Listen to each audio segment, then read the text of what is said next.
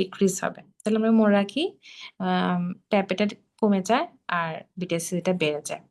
এবার second trimester আমরা ২ রকম ভাবে টেস্ট করতে পারি। একটা ট্রিপল মার্কার করতে পারি, কোয়াড্রাপল মার্কার করতে পারি। কোয়াড্রাপল মার্কারটা বেশি সেনসিটিভিটি বেশি, কারণ হচ্ছে যেহেতু এটা ৪ টা পরীক্ষা, সো এটা সেনসিটিভিটি বেশি হবে স্বাভাবিক।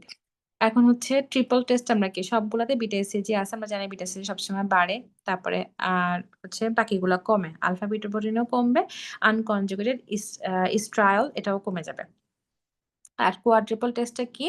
কোয়াড্রুপল টেস্টটা হচ্ছে আগের ৩টা আছে, সাথে হলো ইনহিবিন এ। ঠিক আছে?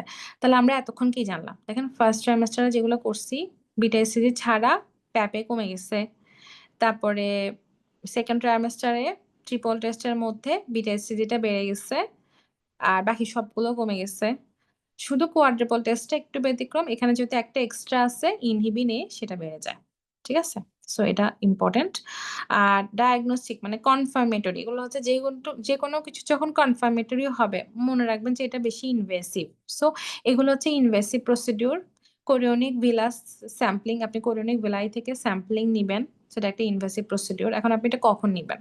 12 to 14 উইকস এটা নেওয়া যায়।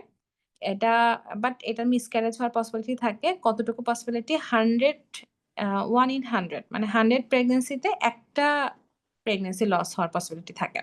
অ্যামনিওসেন্টেসিসে হচ্ছে 16 থেকে 18 সপ্তাহে আপনি করবেন। এটা হচ্ছে কতটুকু লস হবে? 1 in 200। ঠিক আছে? তাহলে কোনটা ভালো?